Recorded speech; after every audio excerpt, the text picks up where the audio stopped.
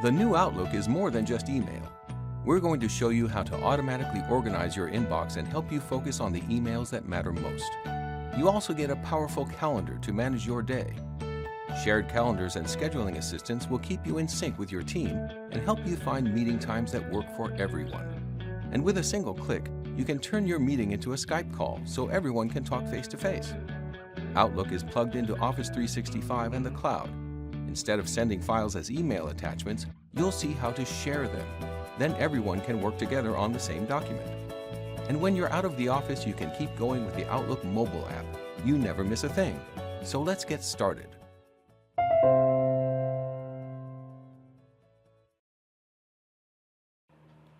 Let's go over how to read your email on a day-to-day basis. I'm going to click the black triangle to minimize the favorites pane so that I have a little bit more room on the left-hand side to view the two separate email accounts. I can navigate each email account by clicking on the inbox or whichever particular folder I'm looking at, such as deleted items, or if I wanted to find all of my sent items. I can also click on the inbox of the second email account that I have. The mail will change instantly. For now, I'm going to click back on the inbox of my land and hotel account. Let's talk about the summary section of the email. I can see who the email is from. Directly underneath that, I can see the subject line of the email, and on the third line, it contains a brief summary of the first sentence of the body text. I can also see the date that the email was sent to me. The icons on the right-hand side also tell me a little bit more about the email. The paperclip icon tells me if the email contains an attachment or not. The red flag tells me it has a follow-up if the flag is colored in red. I can also click on the X to delete the email while I'm looking at it. An envelope with an arrow pointing to the right tells me that I have forwarded that email to somebody else. And I can see on the right-hand side the date that I forwarded the message. An envelope with the arrow pointing to the left tells me that I replied to the email. And likewise up here at the top, I can see the exact date and time that I replied to it. There's a few more ways I can read my email. I can change the way this preview pane looks, or I can turn it off entirely. I'm going to click on the View ribbon tab. The View ribbon tab has a layout section. If I click Reading pane, here's where I can change where it is. It defaults to the right-hand side of the screen, but I can change it to the bottom of the screen, and I can also turn it off completely. When the preview pane is off, the only way to read your email is to double-click on it, and it will open up in a brand new window. I can click the X in the top right-hand side to close out of it. To turn the preview pane back on, make sure you're in the View ribbon tab, click Reading pane, and then select right or bottom. I'll keep it on the right-hand side. I can also zoom in on this text to read it a little bit more clearly by clicking the plus or minus signs on the bottom right-hand side to zoom in or out. You may find that while you're reading an email, you can't see the body of the email, or some pictures appear to be broken. This is a security feature in Outlook. Outlook won't download certain images or other details such as attachments from an email if it doesn't trust the source. You can tell Outlook that you trust it. At the very top of the message, it's telling me that it has indeed blocked some messages. You can click right in this box and choose Download Pictures. I can also choose to download them automatically every time from the sender by choosing Add Sender to Save Senders List. I'll click Download Pictures for now. It's going to download the pictures, and now I can read the email the way it was intended to be read. If I need more room in the summary view, I can hover my mouse over the vertical line that separates the preview pane from the summary and drag it to the left or the right. Finally, when you're all done reading your email, don't forget to change back to the Home ribbon tab so that you'll always have all the buttons that you need right at your fingertips. Instant Search helps you find email fast. To use it, type some words to search for in this box at the top of the message list. And Outlook immediately starts searching, even before you finish typing, and comes back with a list of all the email containing your search words, highlighted in yellow. Outlook searches all parts of an email message: the subject, message body, to and from lines. It even searches text inside attachments. When you find what you're looking for, double-click the email to open it or view it in the reading pane. To close search, click the X in the search box. So that's all you need to know to start using Instant Search. By the way, don't confuse it with People Search up here. People Search is for finding people in your address book. Instant Search is for searching email. You'll also find Instant Search in other areas of Outlook. For example, click Calendar in the navigation bar, and there's an instant search here for finding calendar items. And click People, and there's an instant search for contacts too. Back in Mail, let's say you don't find what you want. Well, it could be because Outlook only shows you 30 results when you start. Go to the bottom of the list and click More to see the rest of the results. By default, Outlook limits results to 250. But if you have that many emails to look through, you should really consider narrowing your search criteria. The easiest way to do that is to type another word. Now the email must contain both words, book and store. If you want to see how many search results you have, look on the status bar next to Items. With book and store, we have 22 results. That's better. Another thing you can do to narrow the search is use quotation marks. If you add quotes around the words, Outlook will only show results if both words are together. Notice that now we have 12 results. What else can you do? Well, you can use combining words like and, or, and not. Let's delete the quotes and type capital OR between the words. Now an email only needs to contain book or store to end up on the results list. As you can see, the number of results went way up. Or is a good combining word to use if you have the opposite problem and don't get enough results. Now let's see what happens when we delete OR and type capital N-O-T.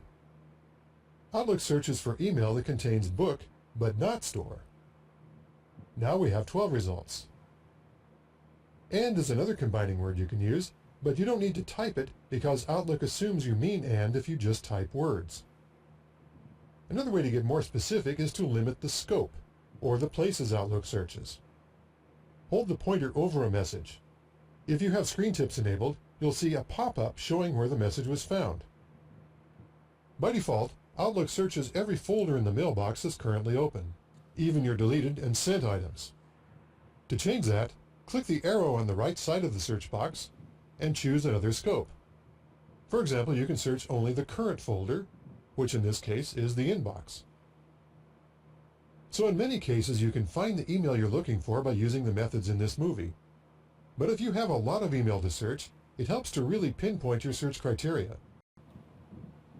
You may have thousands of messages stored in your mailbox, but there's no point in saving them if you can't find the message when you need it.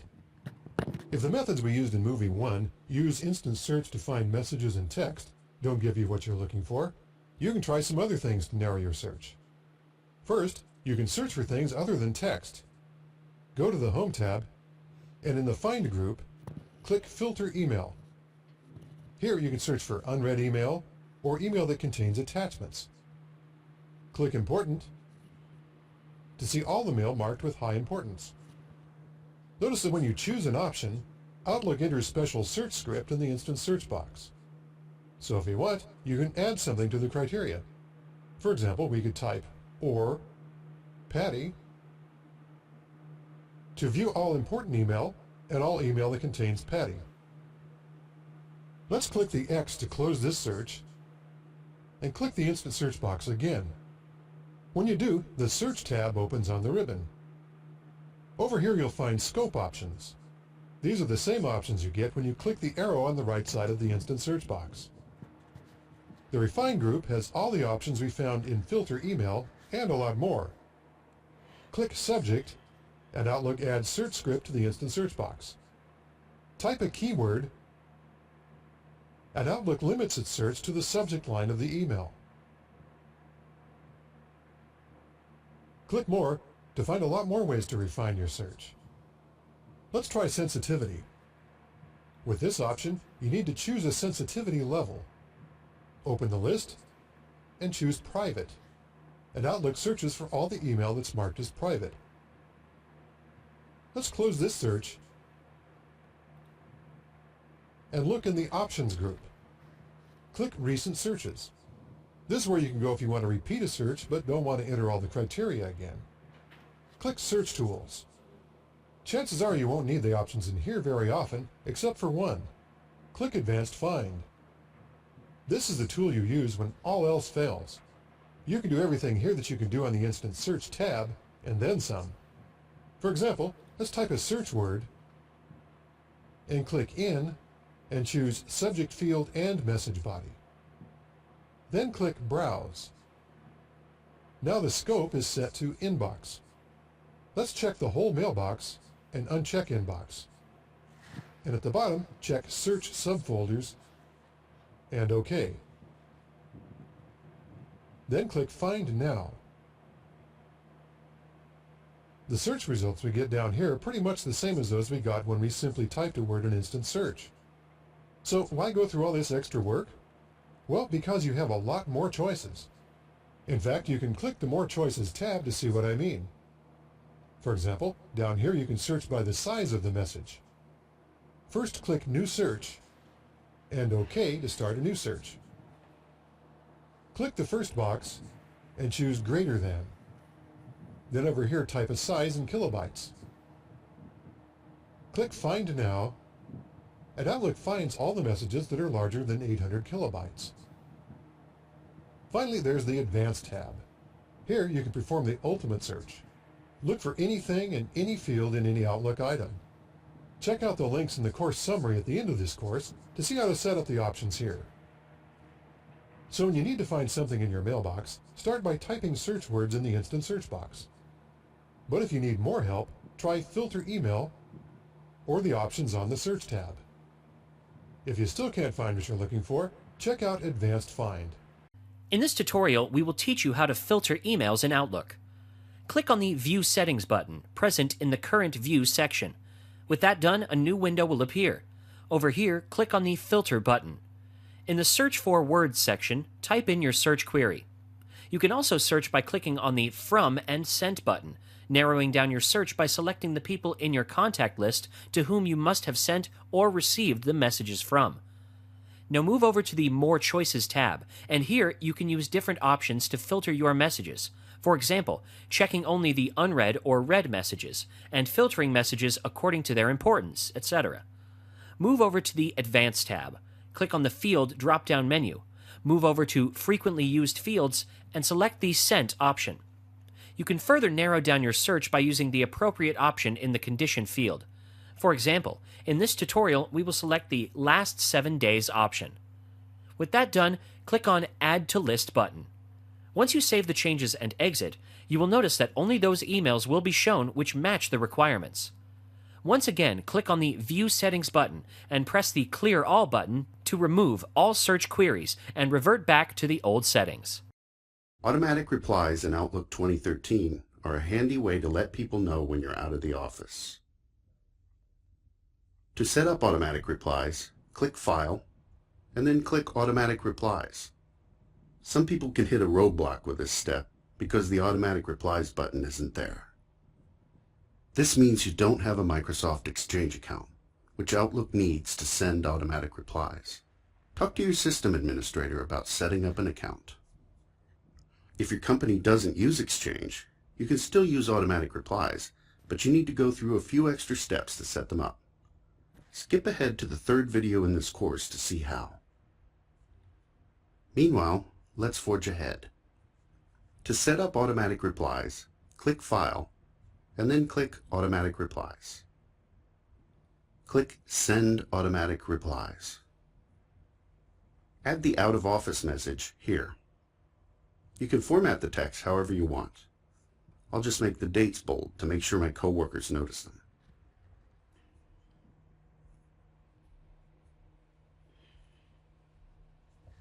You can click OK now, and Outlook will start sending this message to anyone in your company who sends you an email, until you tell it to stop. You can also set automatic replies to only go out while you're away, so you don't have to manually shut them off when you get back. Back in the Automatic Replies dialog box, I select Only Send during this time range. Then I pick the date and time I'm leaving the office, and when I'm going to be back. By default, Outlook sends automatic replies to people in your organization, which usually means people in your company or work group. But you can expand that circle to include anyone, anywhere who sends you an email while you're away. In the Automatic Replies dialog box, click the Outside My Organization tab, and then select Auto Reply to People Outside My Organization. You can format this reply the same way you did the other reply, or you can have completely different messages for the two groups. For example, I don't want to give my coworkers names to my clients for this particular project, so I zap that text and replace it with something more appropriate. If you come back early, you can turn off automatic replies, even if you set them to run automatically while you are away. Click File, then click Turn Off. It's right beside the Automatic Replies button. So that's how you set up automatic replies. In this video, I'll show you how to use rules to help keep your inbox organized while you're away. A rule is an action Outlook takes on incoming messages based on instructions you provide. You'll need an Exchange account to work with rules for automatic replies. Talk to your system administrator if you don't have one. To create a rule for an out-of-office message, click File, and then click Automatic Replies. Click the Rules button, and then click Add Rule. Now I'm ready to set up my rule. My teammate Dave and I have been talking a lot about the materials we're going to use for our latest project. I know I'll want to get quickly caught up on this topic when I return, so I'll have Outlook put these messages in a separate folder. I'll take any message from Dave with the words carbon fiber in the subject line or the message body. Select the Move To checkbox, click Folder, and then pick the folder I created for that project. Then I click OK to close all the open dialog boxes. Now when I turn on automatic replies, Dave's emails automatically go into that folder. Next, let's build a more complex rule. I've been working with Colin on a different project, which we'll finish up while I'm away. I want to make sure that my teammate Lisa knows about any last-minute issues that come up. Back to the dialog box. For messages from Colin, Well, I think it's the difference between do you want to use it with the word Fabricam in the subject line, I click Forward preference. I mean, do you want just any old and add Lisa's address. really want a quality product that you can be proud of, Then I click Copy To, and that's going to actually Then address the folder. situation. and place a copy of each message in my work folder. It just really depends on what you're what you're. In other words, any messages from Colin about this project will go to Lisa while I'm gone, and I'll have a copy. Do a video in an hour. Keep in mind that these rules and any rules we set up from the Automatic Replies dialog box only work when automatic replies are running. Entertaining and not lose your audience. You can change the rules you've created, even while they're running. Just go back to the dialog box, click Rules, and you'll see the options. If you want to stop using a rule but keep it to use again later, just clear the checkbox for that rule. If you need to change a rule, click Edit Rule, make the changes, and click OK. Finally, to get rid of a rule entirely, click Delete Rule. Let's go over customizing the calendar view options. I showed you in the last video how you can use the zoom slider on the bottom right-hand side of the screen to make the time slots bigger or smaller. You can also gain some screen real estate by minimizing the folder pane. I can click the arrow to the right of the date picker to minimize the folder pane. It's going to make my calendar much bigger and will fill the screen. At any time, I can bring this date picker back by clicking the arrow to expand it. I can then click the push pin to keep it there. From the Home ribbon tab, I can choose how my calendar is arranged. It defaults to week view, meaning I can see Sunday through Saturday. However, I can change it. I can put it on work week view, which will show me Monday through Friday, day view, which gives me an overview of the current day, month view, which shows me my entire month, and finally, schedule view. I'm going to put it back on work week view. While in any of these views, I can scroll on the right-hand side to see more or less of the schedule. I can also change the date, and the work week view will change accordingly. I can click Today at any time to go back to the current day. Let's change to the View ribbon tab. In addition to changing how the days are arranged, I can also set the time scale for my calendar. It defaults to showing me 30-minute time blocks, but I can change this. I can see 60-minute time blocks, which gives me less space for detail, or 15 minutes of time blocks. This gives me the most space for detail. However, it also makes me have to scroll my calendar to see the entire day. I can change the color of the calendar by selecting Color and choosing a new color. I can also choose the layout. For example, if I want to see my daily task list at the bottom of the calendar, I can select Normal. I'll show you how to create tasks in a future video. However, any email or contact follow-up items you have will be selected here, especially if you put a reminder on them. I'll set this to off for now. The last thing I want to do is set the weather. I can click on the down arrow next to Washington, D.C., and I'll click Add Location. I'll put in my zip code, click the magnifying glass, the town will come up, and I'll get today's weather. Instant search in Calendar helps you find appointments and meetings fast. Open your calendar and type a word to search for in the search box up here. As you do, the calendar switches to list view and immediately starts searching, even before you finish typing. The list shows all the items that contain what you typed, highlighted in yellow.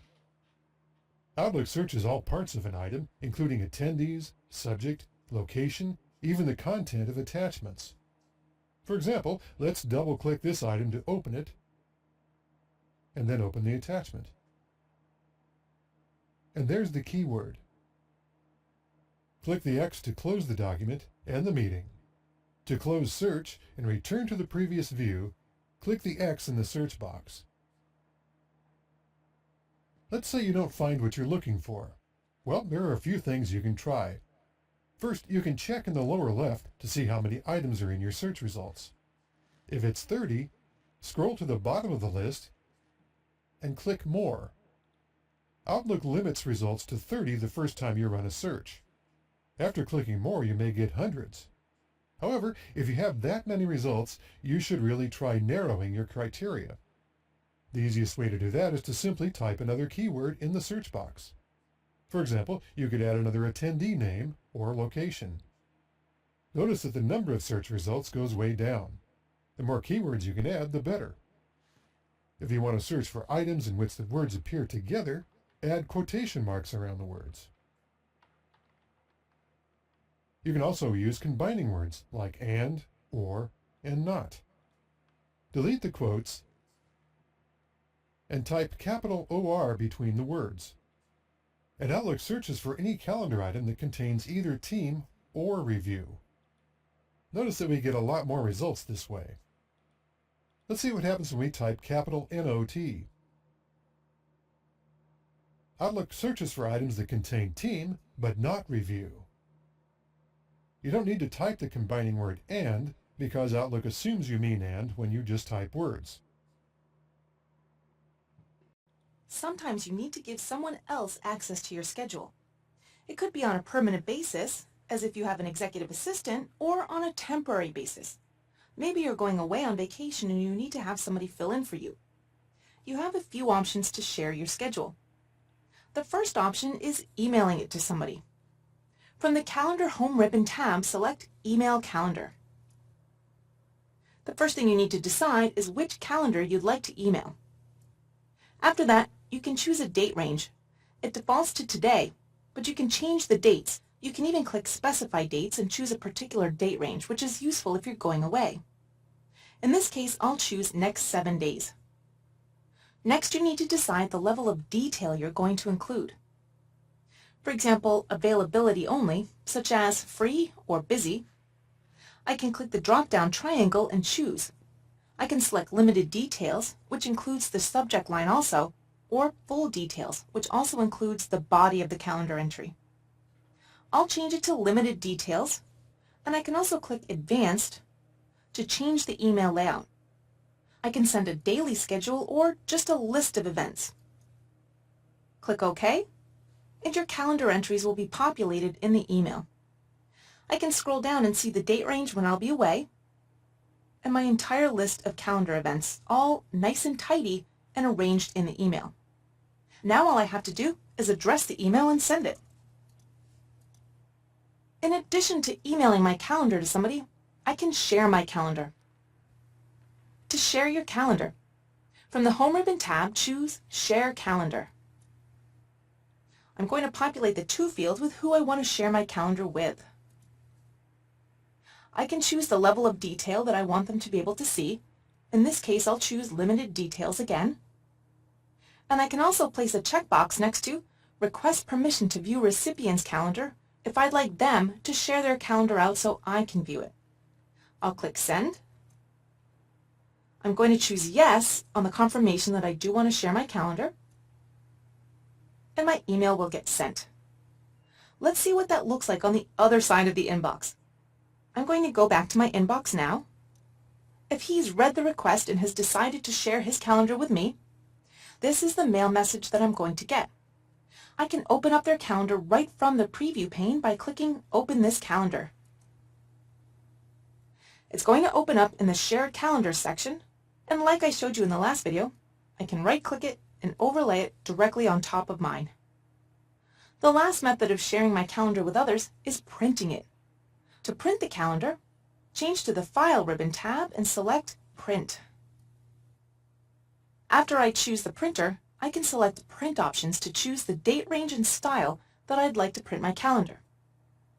I have a number of styles to choose from, such as daily style, weekly agenda, weekly calendar style, even monthly style. Once I choose a calendar style, I can verify that I am in fact printing the correct calendar, and then I can choose the date range.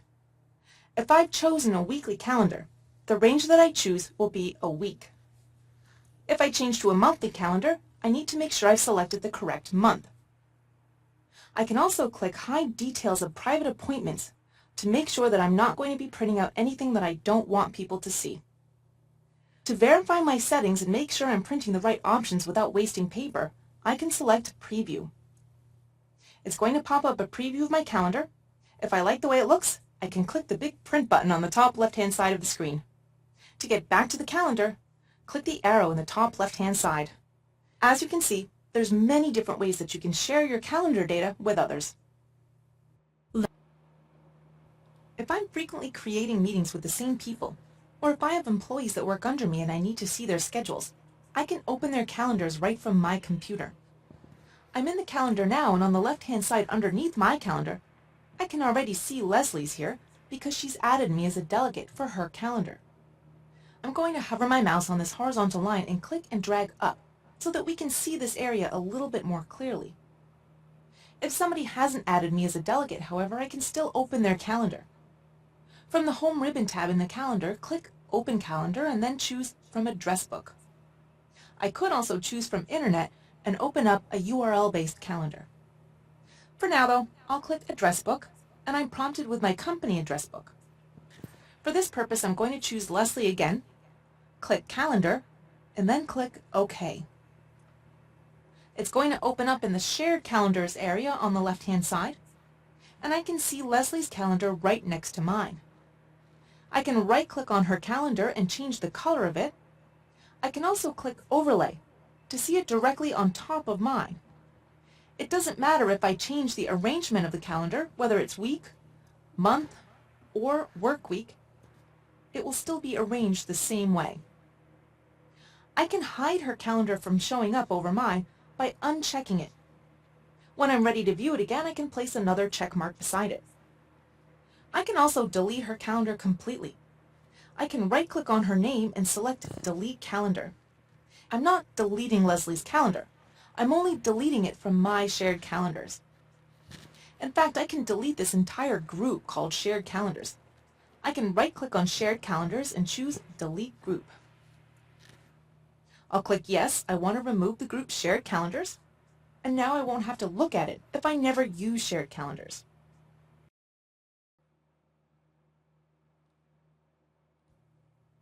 If I have a large group of employees that I want to see the schedules of all at the same time, I can create my own calendar group. From the Home ribbon tab next to Open Calendar, I'll choose Calendar Groups, and then I'll click Create New Calendar Group. I need to type a name for it. Click OK. And now I can decide whose calendars are going to be included in that group. I'll select Leslie's name, click Group Members, and I'll select Jonathan's name and click Group Members.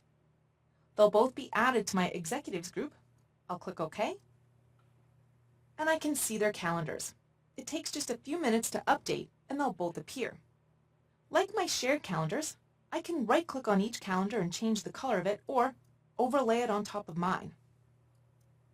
A nice thing about using calendar groups is that I can uncheck the group itself and show or hide all of the calendars all at once. I can also easily add somebody new to this group by right-clicking on the group name and choosing Add Calendar. I'll select from Address Book. Now I'll select somebody else and click Calendar. I'll click OK, and they've been added to my group. If you are an Exchange or Office 365 user, you may need to create a delegate. That's somebody that can act on your behalf in Outlook. Maybe they need to answer your mail, share your contacts, or create and accept meetings for you. To select a delegate, click the File ribbon tab, make sure you're on the Info pane, select Account Settings and choose Delegate Access.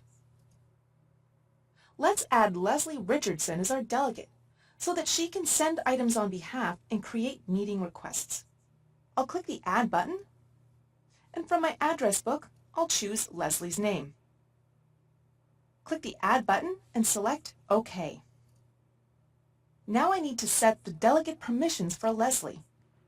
There's 3 permission levels. The delegate can review items, that is, read only. They can become an author of items, that is, in addition to reading items, they can also create items, or they can be an editor. They can read, create, and modify items. For my calendar, I'm going to make Leslie an editor. She'll need to be able to modify my calendar if she ever has to reschedule anything. I also want her to receive copies of meeting-related messages sent to me, so I'll leave this box checked. I can then go down and decide what permission levels I need to set for items such as tasks, inbox, contacts, and notes. I'm going to set tasks to none because Leslie doesn't need access to my tasks. For inbox, I'll make her an author, meaning she can read my mail and create new mail on my behalf. I'll also make her an author of my contacts. I'll leave notes on none. I can send Leslie a message letting her know what her permission levels are. And I can also decide if I want to let Leslie see my private items. I'll leave it unchecked for now. I'll click the OK button, click OK to close out of the dialog, and I can click the arrow on the top left-hand screen to get back to Outlook.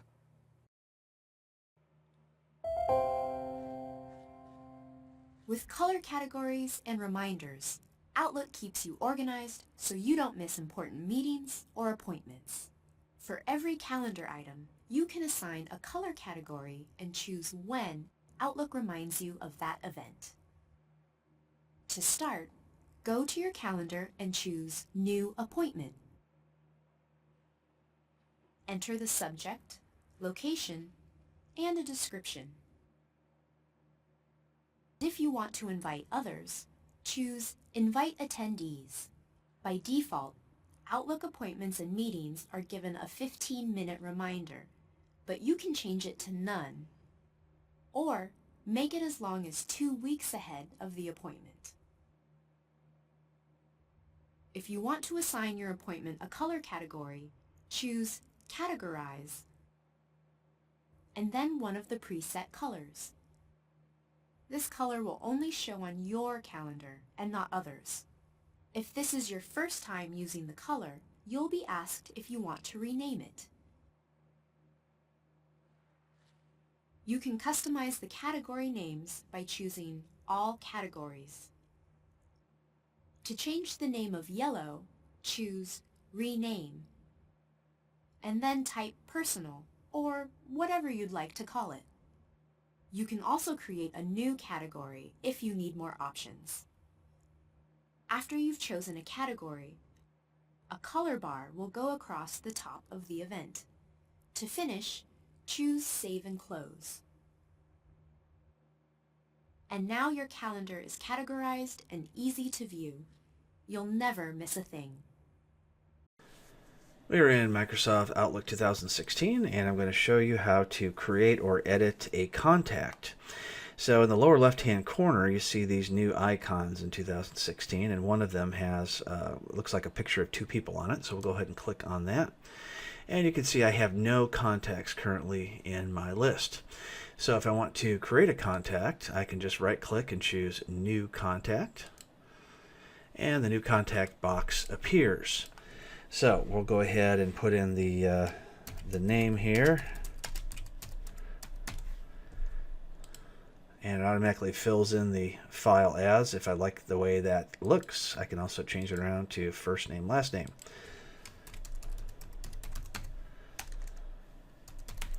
Okay, put in the job title, put in the name of the company,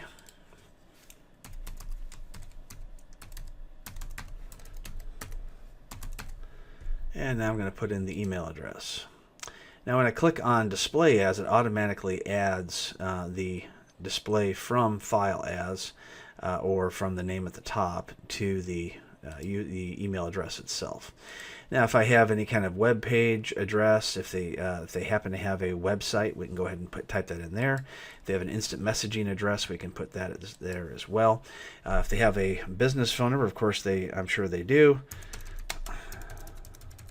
Just a made-up number there. You can try calling that number if you want, but they'll have no idea who you are. If they have a home, fax, or mobile number, you can click that in there as well. And if you want, you can change that to be a different type of number. And if in case they have two mobile numbers, for instance, you can put that there. And then let's put in the address.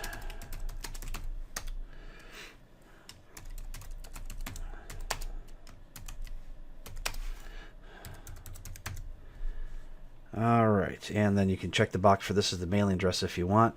And if you want, you can even click Map It on here. I don't think it'll find it, but we can go ahead and click Map It, and it will try to find that particular location. So it could not find the exact location, so it sort of gave us a general area in Portland. Alright, so let's see what else we got here. We've got some notes, and we can say this is a good guy to call for widgets. Okay. Fix the typos there. Very good. So you can see it shows up as a business card on the right-hand side. You can do some other things such as send the person an email. And you can, we got to save our item first. Let's go ahead and save it. Now we can click there. It automatically creates an email to that user, which is pretty cool. We can set up a meeting. So it goes into my calendar and goes ahead and sets up a meeting for any date or time I want. And it'll send that to that person if I'd like to. We've got some other options. We can add a picture, for instance. So if the person has a picture of himself, we can go ahead and find that and choose and click there, so that way we can see what that person looks like. You can set follow-up flags to remind you to call this person or email them. You can also set it to private, so if you share your contacts, nobody else can see that but you. You can also zoom in if you want to see things a little more clearly there. You can change that as well. You can insert things like you can attach a file. If you want to attach a file, then you can certainly do that. So we'll just go ahead and click that. And we can put in a table, pictures, lots of other things we can do here. We can also change the text formatting if we want to make it a little bit easier to see. And we can make the text larger or smaller here as well. And when you're all done creating the contact, just go ahead and click Save. And you can also just go ahead and click Close or click the X. And now that contact is saved. Outlook 2016 is a great email client, but many people fail to realize that it has more uses than just sending and receiving emails.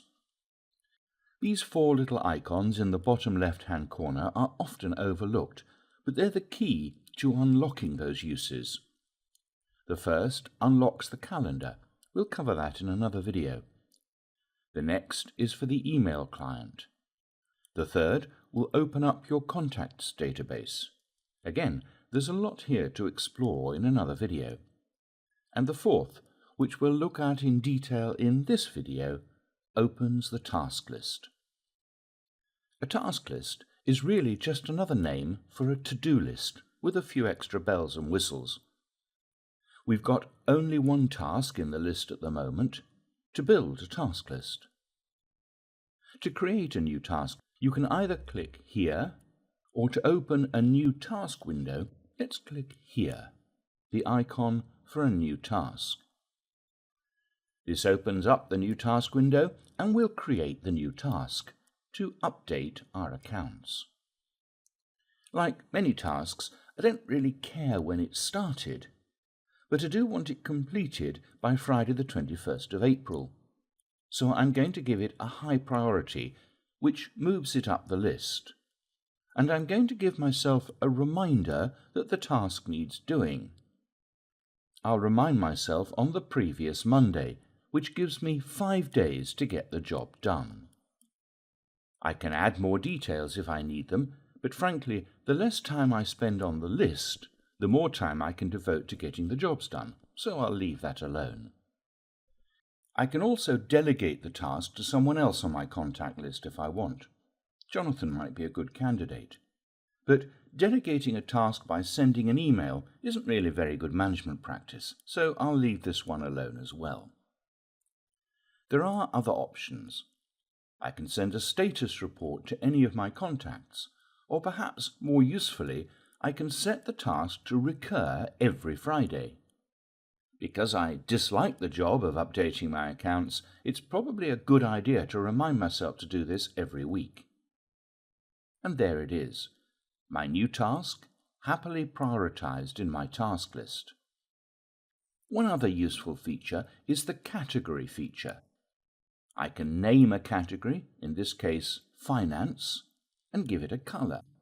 That way I can group tasks together by their categories, such as work, family, sports, and so on. Once the task is completed, I can either delete it or cross it out. It can be good to see a list of completed tasks all crossed out, but it can also clutter up your list.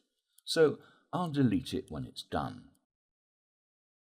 And there it is, how to create a task list in Outlook 2016. You send an email message, and then you start to have second thoughts. Maybe you feel you said too much, or not enough. Or you suddenly realize all those facts you cited to make your case are actually wrong. Now you wish you could take it all back. Well, it might not be too late. You can recall or replace email that you've sent. Or you can resend an email to try to repair the damage. First, see if you can use Recall. Click File to go to the Backstage. With info selected, open the list at the top of the page and select the account you sent the email from. If it says Microsoft Exchange, and your recipients are on the same email system, you can use Recall, which is a feature of the Exchange server. If it says something like Mappy or Pop, Recall won't work. Of course, it's always best to check your email over before you send it, but if you make a mistake, you need to act quickly. You can't recall a message after it has been opened. Go to Mail and click Sent Items in your folder list. Then open the mail you want to recall or replace. click File in the message to go to the Backstage. With info selected, click Resend or Recall, and click Recall this message. Now you choose what you want to do. Recall the message, which means that you want to try to delete the message from the recipient's inbox, or replace the message, which means you want to delete the original message and replace it with a new one. Let's try Recall first. Also, make sure this checkbox is selected so that you receive a message that tells you whether the recall was successful or not. Click OK, and a recall request is sent. If everything works, Outlook deletes the original message, and you receive an automatic message confirming the recall. The second option works about the same, except that when you click OK, the original message opens, so you can make your changes. When you're ready, click Send. The first message is deleted from the recipient's inbox, and the new one is added. And you receive confirmation mail. There's a good chance Recall will work if you and your recipients are in an organization that uses Microsoft Exchange and you know Recall and Replace are enabled. A signature file is the standard term for a short, pre-formatted block of text at the bottom of an email message containing your contact info. It can automatically append itself to the bottom of every email and reply you send. To create a signature file, select File from the top left-hand side of the screen, choose Options, select the Mail tab on the left-hand side, and click Signatures. Here's our Create Signatures dialog box. We have no existing signatures yet, so I'll click New to create one. I can type a name for this signature. I'll call this one Landon Hotel. Click OK. And now I can place my cursor in the body field and edit my signature. When I'm done creating my signature file, I'll click Save. Now I need to specify which is going to be the default signature for this account. Here's my Landon Hotel account. For new messages, I'll use the Landon Hotel signature file, and it's up to me to decide if I also want to use it for replies and forwards. I can leave it at none if I don't want any signature for replies, or I can specify to use the one I just created. Now, because I have two email accounts in Microsoft Outlook, I'm going to select New and create a separate signature file just for my Gmail account. I'll come down here and I'll make my signature file a little less formal because this is a personal account. Once again, I'll click Save. And now I'll choose that signature for my Gmail account. I'll click the drop-down next to Email account and choose Gmail. For new messages, I'll select my Gmail signature, and for replies and forwards, I'll select it also. Click OK.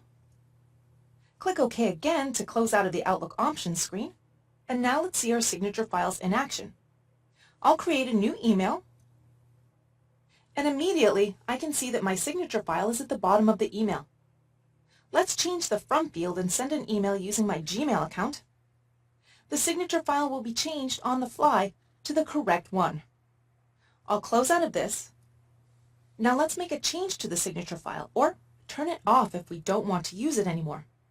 I'll click File again on the top left-hand side of the screen, choose Options, change to the Mail tab, and click Signatures. I can select any one of my signature files, make a change, and hit Save. If I decide I don't want to use a particular signature file anymore, I can set them both to none for that particular account. I'll click OK, click OK again, and now I can get back to work. I can also attach a file. I'll click Attach File from the ribbon. I can choose from recent items that I've used or select Browse this PC at the bottom. It's going to bring me to my computer's Browse dialog. I can find a picture or a document or an Excel file or any other type of file that I need to attach into the email. It doesn't matter what it is, and then select Insert.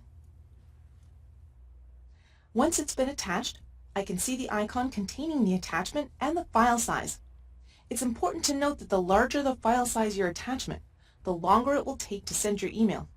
And in some cases, if it's too big, it can't send it at all. One of my favorite aspects of Outlook is the ability to reuse text instantly. If you find yourself always sending out the same type of responses over and over again, you can create something called quick parts, in which all the content and formatting is already there and you can easily insert it into your email. To get started creating a quick part, you first need to get all your text set up just the way you want to. What I have right now is a canned response that I find myself sending out a lot whenever I get a press inquiry about our hotels because I'm not the right person to answer these questions. I can get the content all set up. I can continue to edit the text. I can highlight it. I can change all my formatting. It can be whatever color I want. It can also include tables and pictures. When I'm done, I can click and drag with my mouse to select everything. Then I'm going to change to the Insert tab and select Quick Parts. Choose Save Selection to Quick Part Gallery. I need to give it a name. I'll call this one Press Inquiry. The gallery needs to be quick parts, and in Options, I need to decide how I want to insert it. It can insert the content only, and it will leave the cursor right at the end of it. I can choose to insert the content in its own paragraph, in which it will be in its own paragraph directly underneath wherever the cursor was, and it will also start the cursor on a new line. Or it can insert the content into its own page. I like inserting it into its own paragraph, so I'll select that, and then I'll click OK. Now that I'm done with this formatting, I can close out of the email because I don't need it anymore. I'll select No to discard the draft. And now let's see it in action. Here's an email with a press inquiry. I'm going to hit Reply, and from here, I'll change to the Insert Ribbon tab, select Quick Parts, and I'll choose my Press Inquiry Quick Part. As soon as I click on it, it inserts it into the email, and I can click the Send button. That was much easier than having to retype it all the time. I'm going to close out of this, and let's go back and look at our quick parts. To edit or delete a quick part, click New Email, change to the Insert tab, place the cursor in the body of the email and select Quick Parts. From here, I can right-click on my quick part and select Organize and Delete. I can see my quick part. If I want to remove it entirely, I can highlight it from the view, select Delete. I'll click Yes, I'm really sure, and then I can close out of it. I can create many quick parts for as many times as I find myself typing the same thing over and over again.